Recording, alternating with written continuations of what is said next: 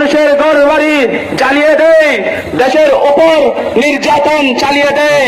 এই জন্য আমরা এখানে মাঠে ময়দানে জিহাদ করার জন্য নাম যাচ্ছে। মুসলমান কারো কাছে মাথা নত করে না। মুসলমান কোন ব্যক্তির কাছে আত্মসমর্পণ করে না। মুসলমান একজনের কাছে মাথা নত করে, তিনি একমাত্র আল্লাহ রাব্বুল আলামিন। আজকের এই সমাবেশে বলে দিতে চাই, মুসলমানদের যদি রক্ত ঝরে প্রতিটি মুসলমান ঐক্যবদ্ধ হবে। আমরা জিহাদ করতে চাই, আমরা ঐক্য হতে চাই।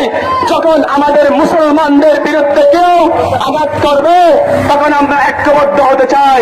আজকের এই ফিলিস্তিনের উপর নির্মম অত্যাচার করে যাচ্ছে, আজকের এই ফিলিস্তিনের উপর অত্যাচার জুলুম ব্যভিচার করা হচ্ছে, কিন্তু আমরা কিছু করতে পারছি না।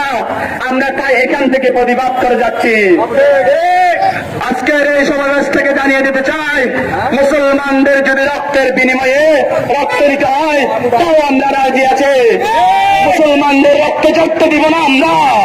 যতক্ষণ গায়ে রক্ত আছে ততক্ষণ জিহাদ করবো আমরা, একমাত্র ইসলামের জন্য, একমাত্র আল্লাহর জন্য, একমাত্র রাসূলের জন্য। যখন আমাদের পৃথিবীতে, যখন বিশ্বের মধ্যে নবীজি সাল্লাল্লাহু আলাইহি ওয়াসাল্লামকে নিয়ে কটূক্তি করা হয়, যখন আমাদের ইসলামকে নিয়ে কটূক্তি করা হয়, যখন কোরআনকে নিয়ে কটূক্তি করা হয়, তখন আমরা মুসলমানরা ঐক্যবদ্ধ হয়ে প্রতিবাদ করবো কি করবো না? আমরা মুসলমানরা ঐক্যবদ্ধ হয়ে সবসময় প্রতিবাদ করব। ইসলামের পক্ষে যখন নবীর বিরুদ্ধে কথা বলবে, যখন নবীর সাথে বিয়াদবি করবে, তখন আমরা একটু ছাড় দেব না।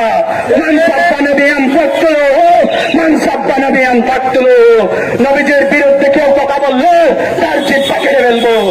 ইসলামের বিরুদ্ধে কেউ কথা বললে তার জিহ্বা টুকরো টুকরো করে ফেলবো।